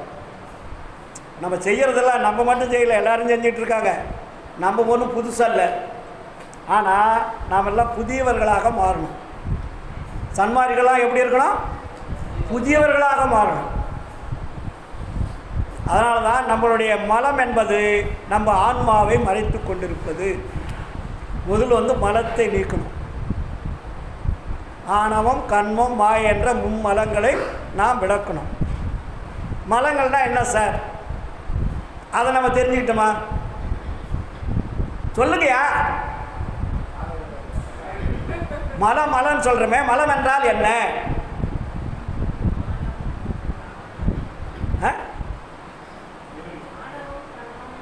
அது தெரியுது, அது எல்லாமே சொல்லி வச்சுருக்காங்க. ஆணவம்னா என்ன, கண்மன்னா என்ன, மாயன்னா என்ன, இதை தெரிஞ்சுக்கிட்டோமா? வள்ளலார் மிக தெளிவாக சொல்கிறார். ஆணவம் என்பது செயற்கை அல்ல, இயற்கைன்னு. ஆணவம் என்பது செயற்கை கிடையாது, அது இயற்கை. அது எங்கே இருந்து வந்தது? ஆன்மா எங்கிருந்து வந்ததோ அங்கு அது துணைக்கருவியாக வந்ததுக்கு பேர் தான் ஆணவம். அதுக்கு பேர் என்ன? ஆன்மாவனுடைய துணைக்கருவின்னு பேர். அதுக்கு ஆன்மா இருக்கிற இடத்துல ஆணவம் இருக்கும், ஆணவம் இருக்கிற இடத்துல ஆன்மா இருக்கும். இது ரெண்டும் பிரியாது. ஏன்னா இது இறைவனுடைய கட்டளை. இதெல்லாம் பெரிய சப்ஜெக்டு. உலகத்தில் எவனுமே சொல்லலை, இது வெளியே வள்ளலார் தான் சொல்கிறாரு. ஆச்சுங்களா? ஆணவம் என்பது என்ன? ஆன்மாவுடன் இணைந்து இருப்பதுக்கு பேர் ஆணவம். அது இயற்கை உண்மை, அதாவது உண்மைன்றார், இயற்கை உண்மைன்றார். அது செயற்கை கிடையாது. சமயங்கள் அதுக்கு செயற்கைன்னு பேர் வச்சுருக்காங்க. அது செயற்கை அல்ல. ஆணவம் என்பது இயற்கைன்றார். மாயை என்பது என்ன? Very simple. இதெல்லாம் போய் கன்ஃபியூஷனே பண்ணாதீங்க. உடம்பு தான் மாயை. உங்கள் உடம்பு கொடுத்தது பாரு, இந்த உடம்பு மாயினால் பின்னப்பட்டது பாடி. ஜீவகாரணி ஒழுக்கம் படிச்சிங்கன்னா உங்களுக்கு தெரியும். இந்த உடம்பானது மாயை. மாயைன்னா எது? 5 பூதங்களால் பின்னப்பட்ட உடம்பிற்கு பெயர் மாயை. அந்த 5 பூதங்கள்லாம் என்ன? நீர், நிலம், நெருப்பு, காற்று, ஆகாயம் என்று சொல்லக்கூடிய பஞ்சபூதங்களை ஒன்றோட ஒன்று இணைத்து ஒரு உருவகப்படுத்தக்கூடிய பொம்மை போன்ற நம்மளை படிச்சதில்லை. இதெல்லாம் எதுக்கு? இது யார் செய்கிற வேலைன்னா, இது கடவுள் செய்கிற வேலை இல்லை. கடவுள் ஆணையால் மாயை செய்கின்ற வேலை. ஆணை கடவுள், ஆனால் செயல்படுறது யாரு? மாயை. புரியுதுங்களா? மாயை என்பது உடம்பு. இது உடம்பு அந்த பஞ்சபூதங்களை ஒன்றோடு ஒன்று இணைத்து தத்துவங்கள் எல்லாம், அந்த கருவி கரணங்கள் எல்லாம் உள்ளே வச்சு ஃபிக்ஸ் பண்ணி அதை ஒரு உருவமாக செட்டப் பண்ணுறதுக்கு பேர் தான் மாயை. அந்த மாயைக்கு துணைக்கருவி 2 மாயை இருக்குது. மாயை, மாமாயை, பெருமாயை என்று அது பேர். புரியுதுங்களா? வள்ளலார் சொல்வார், பெருமாயை என்னும் பெண் பிள்ளை நீ கொடுத்த உடம்பு இது. பாடல். அப்போ மாயை என்பது எது? உடம்பு. கண்மம் என்பது நீங்கள் இந்த உடம்பை வைத்துக்கொண்டு உலகில் வாழக்கூடிய அத்தனை ஐயோயத்தனத்துக்கு பேர் கண்மம். நீ எந்தெந்த வேலை செஞ்சாலும் அந்த வேலை பதிவாகிறதுக்கு பேர் தான் கண்மம். நீ எத்தனை மூச்சு விட்டீங்கனாலும் அது கண்மத்தில் சேர்ந்தது தான். நீ எத்தனை பேரை திட்டிங்களாலும் கண்மத்தை சேர்ந்தான். என்னென்ன அனுபவிச்சிங்களாலும் கண்மத்தில் சேர்ந்தது தான். இந்த உலகத்தில் இத்தனை நடந்தங்களாலும் கண்மம் தான். அது பூரா போய் ஸ்டோர் ஆகிடும் ஆன்மாவில். அதில் 2 பிரிவு இருக்குது. நேரம் ஆயிடுச்சுல? 2 பிரிவு இருக்குது. கண்மத்தில் 2 பிரிவு இருக்குது. நல்லது இருக்குது, கெட்டது இருக்குது. இப்போ என்ன கூப்பிட்டு இங்கே உட்கார வச்சுக்க, நான் நல்லது பேசணுமா கெட்டது பேசணுமா? இது நல்ல, இதுக்கு பேர் நல்ல கண்மன்னு பேர். நல்வினைன்னு அதுக்கு பேர். இதுக்கு பேர்னா நல்வினை. நான் உங்களோட மடைமாற்றம் செய்து, நான் ஒரு சமயவாதி மதவாதியாக இருந்து உங்களை பூரா பிரெயின் வாஷ் பண்ணி உங்களை குட்டிச்சவர் ஆகிட்டு போயிட்டுன்னு வச்சுங்க, அதுக்கு பேர் என்ன? தீவினைன்னு பேர். அதுக்கு பேர் என்ன? மடைமாற்றம் செய்கிறது. நிறைய பேர் இன்றைக்கி அப்படி தான் பண்ணிகிட்டு இருக்காங்க. காசுக்காக பணத்துக்காக ஒரு மனிதனை மூளை செலவு செய்து அவனை அழிக்கிறத வேலை. அதுக்கு பேர் தீவினைன்னு பேர். இந்த ரெண்டுக்கு சேர்ந்ததான் கண்மம். நல்வினை தீவினை எனும் வன்கையிற்றால் ஆட்டுகின்ற தேவதேவே வள்ளலார் எழுதுறார். அப்போ நீங்கள் நன்மை செய்கின்ற வரையில் நன்மை பதியாகும், தீமை செய்வதெல்லாம் தீமையில் பதிவாகும். சரி, இது ரெண்டு எங்கே சார் பதிவாகுது? ரவி சார் சொல்லுங்க. ரெண்டும் பதிவாகிறதுக்கு ரெண்டு இடம் தேவை. ஒன்று தீவினை, இன்னொன்று நல்வினை. தீவினை ஒன்று பதிவாகணும், நல்வினையும் பதிவாகணும் உடம்புக்குள்ளே. நீங்கள் எதை செஞ்சாலும் பதிவாகிறதுக்கு ரெண்டு இடம் இருக்குது. ஆன்மா ஒன்று தான். ஸ்டிக் பண்ணுங்க, வரும், உடம்புக்குள்ளே இருக்குது. சிறுமூளை பெருமூளை. நம்ம உடம்புக்குள்ளே எத்தனை மூளை இருக்கு? ரெண்டு மூளை இருக்கா? நீங்கள் நல்லது செய்தலாம் எந்த மூலையில் பதிவாகுது? வரும் வரும், ஒன்றுமே இல்லை சொல்கிறாங்க கரெக்டாக. அப்போது தீவினை செய்வதெல்லாம் பெருமூளை. ஆனால் ரெண்டு எங்கே இருக்கு? ஒன்றோடு ஒன்று இணைக்கப்பட்டிருக்கு. அதுக்கு மத்தியில் தான் ஆன்மா இருக்குது. அது தெரியுமா? நம்ம ஆன்மா எங்கே இருக்குது? சிறுமூளை பெருமூளைக்கும் மத்தியில். மத்தியனா சென்டர் பாயிண்ட்டு. அப்போ நீங்கள் செய்யக்கூடிய ஒவ்வொரு செயலும் நன்மை செய்தால் அது சிறுமூளையில் பதிவாகிறது, இது பெருமூளையில் பதிவாகிறது. தீமை செய்தால் சிறுமூளையில் பதிவாகிறது. இந்த சிறுமூளை லோடு ஆயிடுச்சுன்னு வச்சுங்க ஃபுல்லாக, என்ன ஆகும்?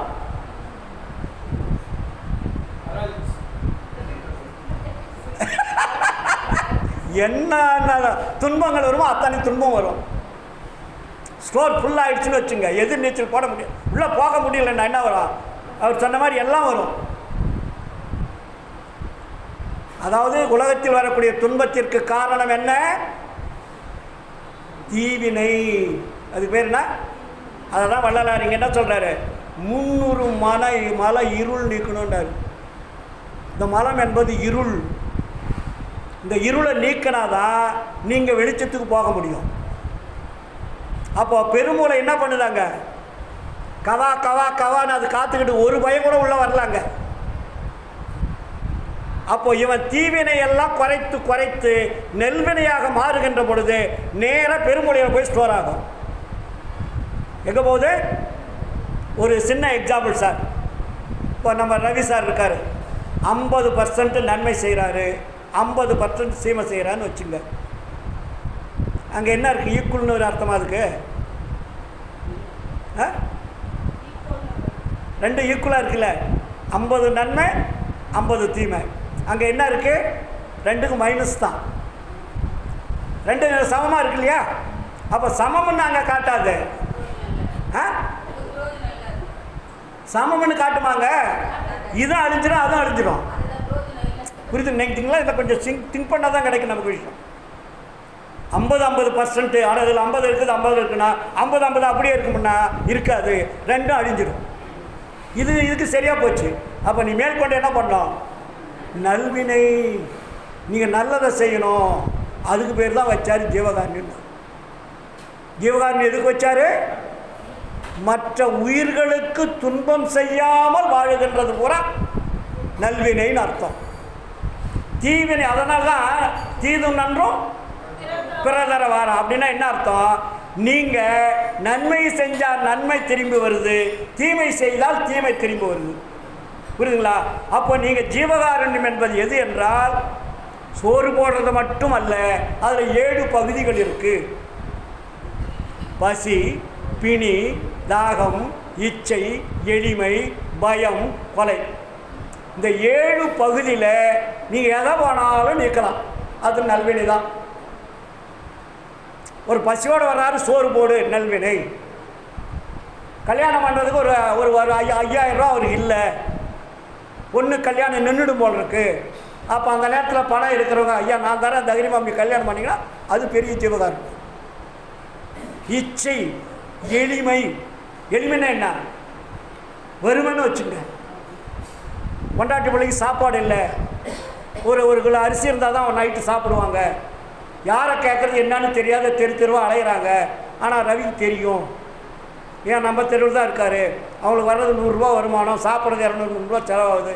வந்தாலும் வேலைக்கு போகல, இன்றைக்கி பட்டினியாக இருப்பாங்க, அவங்க குடும்பம் என்ன ஆகுமோ தெரியாது. அந்த நேரத்தில் அவங்கள அறியாமல், அவங்கள கேட்காமையே, துன்பப்படுவார்கள் என்று அறிந்த போதும், துன்பப்படுவார்கள் என்று தெரிந்த போதும் அவர்கள் கேட்காமலே கொடுப்பதுக்கு பேர் ஜீவகாருண்யம். கேட்டு கொடுப்பது வேறு, கேட்காமல் கொடுப்பது வேறு. சார், ஒரு ஆள் கேட்குறாரு, தர்மம் என்றால் என்ன?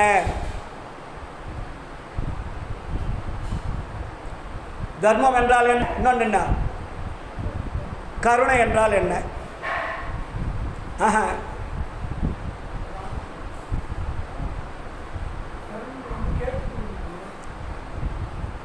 நல்ல வார்த்தை அது.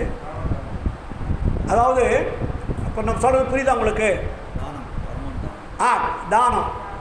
தர்மம் என்றால் என்ன, தானம் என்றால் என்ன? ஆமாம், நீ சொன்னீங்களா?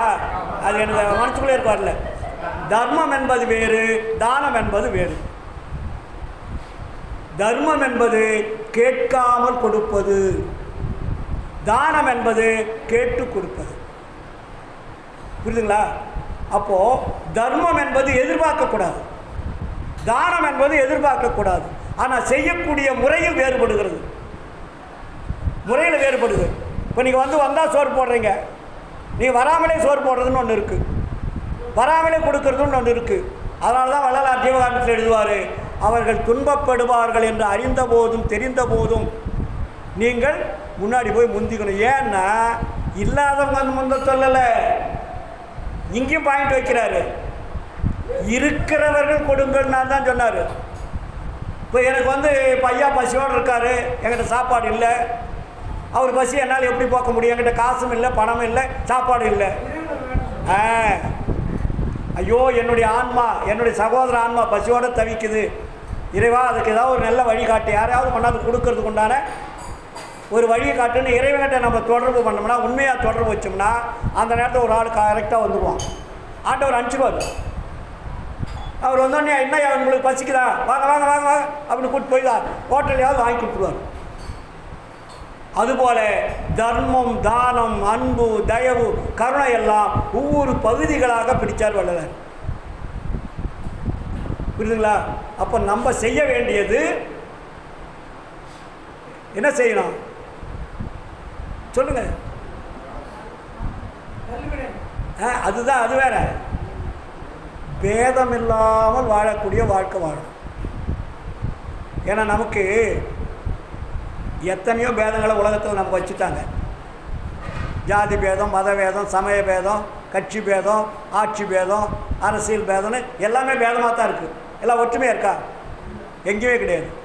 ஆனால் வள்ளலார் தான் அதெல்லாம் குப்பையில் விடுங்கடா, நீங்கள் என்ன ஒருமைப்பாடு வேணும்னாரு? ஆன்மநேய ஒருமைப்பாட்டு உரிமை என்ற அந்த உணர்வு யாருக்கு வருகிறதோ அவர்களுக்கெல்லாம் திரை கொஞ்சம் கொஞ்சமாக விலகும், சீக்கிரமாக விலகும். அது வெளியே விலகிறது கஷ்டம். இதெல்லாம் இந்த எக்ஸ்ட்ரா கருவிகள் நம்ம சொன்னதெல்லாம், இப்போது நம்ம சொன்னது பூரா இந்த ஆன்மநேய ஒருமைப்பாட்டு வருவதற்குண்டான துணை கருவிகள்னு பேர் இருக்குது. இப்போ ரவிக்கிட்ட நான் வந்தோடனே என்ன பண்ணுவார்? எனக்கு ஐயா சாப்பிட்டீங்களான்னு கேட்பார் இல்லைங்களா? சாப்பிட்டோடனே எனக்கு சாப்பிட்ணுன்னா சோறு போட்டுறாரு.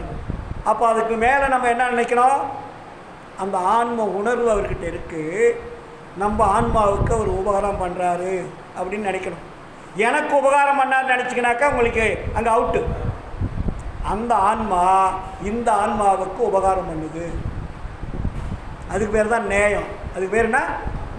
நேயம் மட்டுமல்ல, ஒருமை. ஒருமை என்றால் பேதம் இல்லாதது. அவர் வேற நான் வேற நினச்சிட்டாவே பேதம் வந்துடுச்சு.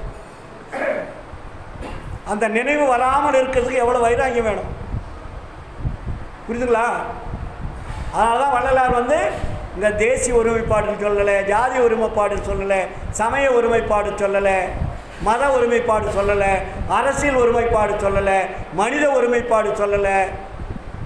ஆன்மநேய ஒருமைப்பாட்டு உரிமை வேண்டும் என்று மிக தெளிவாக சொல்லியிருக்கிறார். ஆதலால் நம்ம என்ன பண்ணணும்? நம்ம என்ன வர வச்சுக்கணும்? ஆண்மநேய ஒருமைப்பாட்டு உரிமையை வரவைத்து கொள்ள வேண்டும். இதற்கு எது தடையாக இருக்குதுன்னா இந்த ஜாதி சமய மதம் தான் தடையாக இருக்குது, வேறு எதுவுமே தடை இல்லை. அதனால தான் நீங்கள் தினமும் சொல்கிறீங்களம்மா, வழிபாட்டு என்ன சொல்கிறீங்க? டெய்லி சொல்கிறீங்கள, சுத்த சன்மா அழுத்தமாக சொல்கிறாருங்க வள்ளலார். சுத்த சன்மார்க்கத்தின் முக்கிய தடைகளாகிய, நீங்கள் அந்த கவனிக்கணும். முக்கியம்னா எது சொல்கிறாரு? நீங்கள் வந்து உடனே புருவ மத்திக்கு போங்க, அங்கே போங்க, இங்கே போங்கலாம் அதெல்லாம் சொல்லலை, அது அப்பாற வேலை.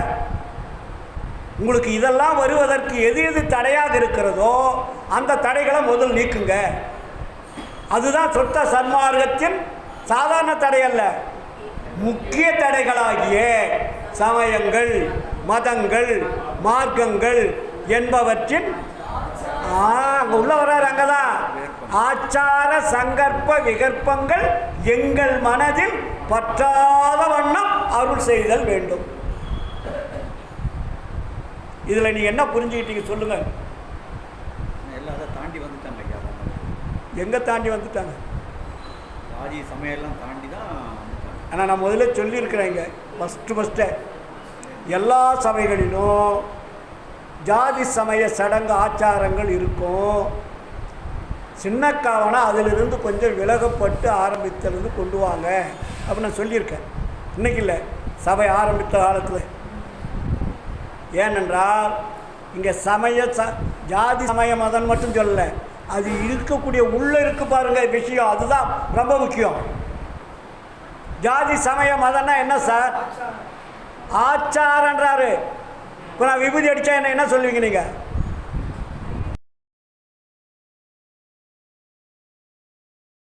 அதாவது இப்போ நம்ம எல்லா சபைகளையும் கொடியேற்றுறோம் இல்லையா? கொடியேற்றாத சங்கங்கள் ஏதாவது இருக்கா? எல்லாம் ஏற்றிட்டு இருக்கோம். இப்போ கொடியேற்றுறத நம்ம என்ன பண்ணிகிட்டு இருக்கோம் சொல்லுங்கள்? கொடிப்பாட்டு பாடி ஏற்றுறோம். இப்போ அந்த கொடியேற்றுறவங்கள யாரோ ஒரு பெரிய அளவு ஒரு சன்மார்க்கத்தில் கொஞ்சம் விஷயம் தெரிஞ்சவங்களை வச்சு அவங்க மூலமாக கொடியேற்றுறோம். அதாவது சைவன்னு சொல்கிறத விட தாவர உணவுகள் உண்பவர்கள். வள்ளலார் என்றைக்குமே அந்த அருட்போல சைவம் வைணவன்றதை உடல் தான் சொன்னாரே தவிர சைவன்ற வார்த்தையை யூஸ் பண்ணுங்கன்னு சொல்லவே இல்லை. அதுக்கு பேர் என்ன? தாவர உணவு உண்பவர்கள். சைவம் வைணவம்னு நம்மளே சொல்லி சொல்லி அந்த பழக்கத்துக்கு வந்துட்டோம். இங்கே சைவன்றதை விட புலால் மருத்துவர்கள் சொல்லலாம். புலால் மருத்துவர்களை நம்ம கூப்பிட்டு வந்து கொடியேற்ற வைக்கிறோம். இப்போ கொடியேற்றும் போது நம்ம என்ன பண்ணுறோன்னா ஒவ்வொரு பாடலை பாடி கொஞ்சம் கொஞ்சமாக கொடியேற்றுறோம். இதுதான் நடைமுறையில் எல்லா சங்களையும் நடக்குது. இது வந்து இந்த பழக்கத்தை நமக்கு அப்படி அப்படியே பழகி விட்டுட்டாங்க, நம்ம அப்படியே செஞ்சுக்கிட்டு இருக்கோம். ஏன்னா முதலேருந்து அதே பழக்கத்தை கொண்டு வந்துட்டாங்க. அது நல்லதா கெட்டதான்னு நம்ம தான் கொஞ்சம் சிந்திக்கணும். வள்ளல் பெருமான் என்ன சொல்கிறாரு பேருபதேசத்தில்? கொடி கட்டி கொண்டோம்ன்றாரு. கொடி கட்டி கொண்டோன்றாரு. கொடி கட்டி கொண்டோம் என்று சின்னம்பிடி, கூத்தாடுகின்றோம் என்று சென்னும்பிடி. அதுக்கு பிறகு புருவமத்தில் நமது நாபி முதல் புருவமத்தி ஈராக நாடி ஏறவும் இறங்கவும் இருக்கின்றது. அங்கே புருவமத்தியில் ஒரு ஜவ்வு தொங்குகின்றது. அந்த ஜவ்வினுடைய மேல்புறம் மஞ்சள் வர்ணம், கீழ்ப்புறம் வெள்ளை வர்ணம்னு எழுதுகிறார். படிச்சிருக்கீங்களா? அப்போது இது ஏன் இது சொல்கிறாருன்னு நம்ம ஏதாவது சிந்திச்சோமா? அப்போது மேல்புறம் மஞ்சள் வர்ணம், மேல்புறம்னா எது, கீழ்ப்புறம்னா இது, அதையாவது தெரியுமா யாருக்காவது? சொல்லுங்கள். கொடியில் அப்படி வச்சுருக்கோம் மேலே கீழேன்னு. வள்ளலார் சொன்னது ஆன்மா இருக்கிற இடம் இல்லைங்களா? நாபி முதல் புருவமத்தி ஈராக ஒரு நாடி ஏறவும் இறங்கவும் இருக்கிறது. ஆனால் அங்கே ஒரு ஜவ்வு தொங்குகின்றது. அதில் மேல்புறம் மஞ்சள் வர்ணம், கீழ்ப்புறம் வெள்ளை வர்ணம். இதை இன்று முதல் இதை நான் கொடி கட்டி கொண்டேன், கட்டி கொண்டேன்றாரு. அப்படின்னா என்ன அர்த்தம்? இதுவரையும் இயங்கிக் கொண்டிருந்த இயக்கத்தை நான் இப்பொழுது நிறுத்திட்டேன்றார். நிறுத்திட்டேன்னா அந்த இயக்கத்தை கம்ப்ளீட் நிறுத்தியாச்சு. அப்போ அந்த ஆன்மாவிலிருந்து வரக்கூடிய அந்த அது உன்னுடைய இன்னொரு ரகசியம், அந்த ஆன்மாவுடைய வண்ணம் 2 வண்ணமாக இருக்குன்னு அர்த்தம். ஆன்மாவுடைய வண்ணம் என்ன? வெள்ளை வர்ணம், மஞ்சள் வர்ணம். மேல்புறம் என்றால் என்ன, கீழ்ப்புறம் என்றால் என்னன்றதை நம்ம தெரிஞ்சுக்கணும். இப்போ அதுக்கு ஒரு உதாரணம் ஒன்று சொல்கிறேன். முட்டை எடுத்துங்க. முட்டையினுடைய ஒரு வேவிச்ச முட்டையை வச்சுக்க. அந்த வேவிச்ச முட்டை மேலே இருக்கக்கூடிய ஓடு மாதிரி இருக்கிறத உரிச்சிட்டிங்கன்னா உள்ளே என்ன இருக்குது? மஞ்சள் கரு இருக்குது. அதுக்கு மேலே என்ன இருக்குது? அப்போது அந்த மஞ்சள் கருவுக்கு உள்ள மையப்பகுதி பாருங்கள், அதுதான் ஆன்மா இருக்கிற இடம். இப்போ மஞ்சள் கரு ஷேப் இருக்கா? கோலி உருண்டை மாதிரி இருக்கும் இல்லையா? அந்த கோலி உருண்டை மாதிரி இருக்கக்கூடிய மஞ்சள் கரு உள்ளே இருக்கிறது பாரு, அதுக்கு பேர் தான் மையப்பகுதி. அதுக்கு மேல்புறம் மஞ்சள் வர்ணம். மஞ்சள் வர்ணம்னா அந்த மையத்துக்கு மேலே இருக்கிறதுக்கு பேர் மேல்புறம், அதுக்கு பேர் மஞ்சள் வர்ணம். கீழ்ப்புறம் என்பது மஞ்சளுக்கு கீழே இருக்கிறதுக்கு பேர் கீழ்ப்புறம்னு பேர்.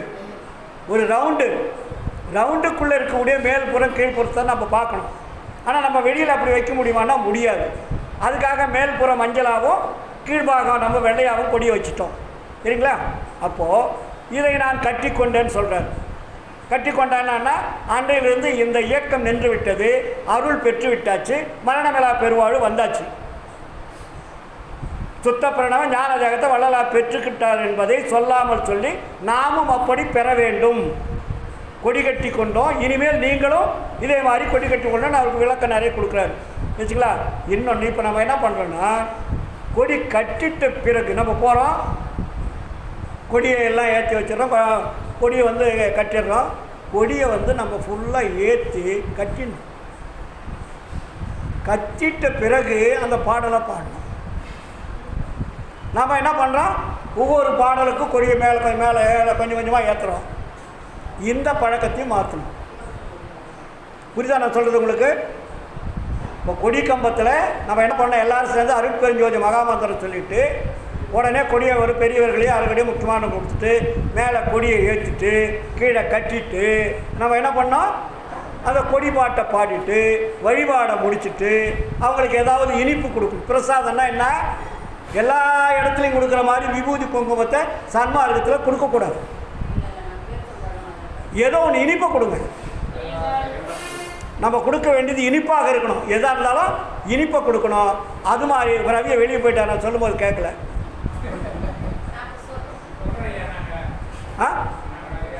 கொடி ஏற்றுறீங்க இல்லையா? கொடி ஏற்றும் போது மேல் வரணும் கீழ் வரணும்லாம் இப்போ விளக்கம் சொன்னேன், நீங்கள் அதுக்குள்ளேயே போயிட்டீங்க. சரி, அதுக்கப்புறம் சொல்கிறேன். இப்போ நிறைய சொல்லியாச்சு இல்லையா? இப்போ நம்ம என்ன செய்ய வேணும்னா, இனிமேல் நீங்கள் கொடி ஏற்றும் போது யாரோ ஒரு பெரியவரை கொடி ஏற்ற வைக்கிறீங்க. கொடி ஏற்றும் போது ஒரு பாடல்கள்லாம் கொடி ஏற்றாதீங்க. ஃபுல்லாக மேலே கொடி ஏற்றிட்டு கீழே கட்டிடுங்க. கட்டிட்டு அந்த கொடி பாட்டை அத்தனையும் பாடுங்க. பாடிட்டு அதுக்கப்புறம் வழிபாடு 4-5 பாட்டு டைம் இருந்தால் ஒரு 2-3 பாட்டை பாடுங்க. அதுக்கப்புறம் பிரசாதம் கொடுங்க எல்லாருக்கும். பிரசாதம் என்ன பிரசாதம்? ஏதோ ஒன்று இனிப்பு கொடுக்கணும். எப்படி ஒரு குழந்தை பிறந்தா என்ன கொடுக்குறீங்க? வீட்டில் குழந்தை பிறந்தா எல்லாரும் என்ன கொடுக்குறீங்க? அதுபோல் நமக்கு ஒரு கொடி என்பது ரொம்ப முக்கியமானது சன்மார்க்கத்துக்கு. அன்றைக்கு கொடியேற்றிட்டு இந்த பழக்கத்தை மாற்றுங்க. ஏன்னா இப்போ நிறைய சங்கங்கள் சொல்லி கொஞ்சம் கொஞ்சம் மாற்றிட்டு வராங்க. ஏன்னா ஆமாம், வராங்க ஏற்றுங்க, ஏற்றிட்டு பாடு கரெக்டாக ஏற்றிட்டு கீழே கட்டிடுங்க, கொடிப்பாட்டை பாடுங்க. பாடிட்டு உடனே பிரசாதம் கொடுத்துருங்க. பிரசாதம் கொடுத்துட்டு உடனே எல்லோரும் மகிழ்ச்சியாக போவாங்க. அதுக்கப்புறம் எல்லோரையும் உட்கார வச்சு டிஃபன் கொடுங்க. டிஃபன் முடிச்சுட்டு உடனே நம்ம விட ஆரம்பிக்கிறோம், இல்லை ஃபங்க்ஷன் ஆரம்பிக்கிறோம், ஏதோ ஒன்று பண்ணுறோம். இது மாதிரி செய்யுங்க. இன்று இதுவரையில் போதும், அதிக ஓவர்லோடு கொடுக்கக்கூடாது. அதனால் நம்ம எல்லோரும் டிஃபன் முடிச்சுட்டு என்ன பண்ணுறோம், சிந்திக்கணும்.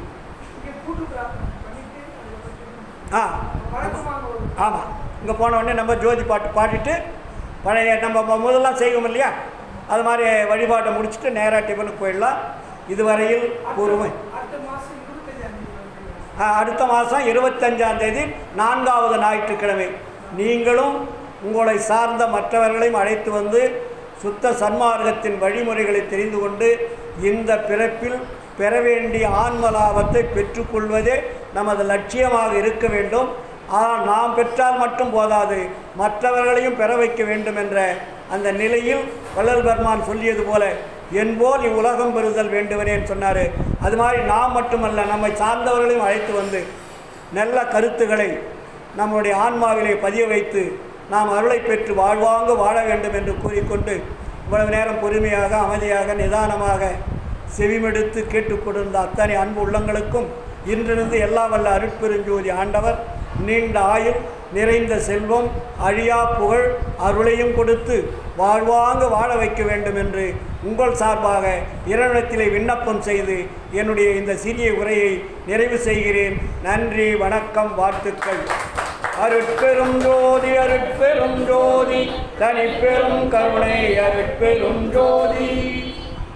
இதுவரை நாம் சின்ன காரணம் இல்லத்திலே நமது சொல்லின் செல்வர் ஈரோடு கதிருடைய அவர்கள் இங்கே வந்து சிறப்பான முறையில் இங்கே வந்து மிக சிறப்பான கருத்துக்கள் இருக்குது. அது முன்பாக நடராஜன் அவர்கள் சில முக்கியமான கருத்து சொன்னதெல்லாம் நிறைய முக்கியமான கருத்து, சிந்திக்க வேண்டிய கருத்து. அதை நம்ம சொல்லி நம்ம சிந்திக்க வைக்கிறார். அதுக்கு முக்கியமாக வந்து வள்ளலார் சொன்ன அந்த பாடல்களை, கருத்துக்களை, குறைகளை நம்ம நிறைய படிக்கணும். படித்தாலும் ஞாபகத்தில் வச்சுக்க முடியும். ஞாபகத்தில் இருக்க அந்த சக்தி வராது. ஆகையினால நடராஜன் முதலில் உரையாற்றிய நடராஜன் அவர்களுக்கு மிக சின்னமையாளர்களும் நன்றியை தெரிந்து கொள்கின்றோம். அதே போல நமது சொல்லின் செல்வர் நமது ஈரோடு கதிருள்ள அவர்கள் இதுவரை உரையாற்றிய அவர்களுக்கு நன்றி வணக்கத்தையும் நான் தெரிந்து கொள்கிறோம்.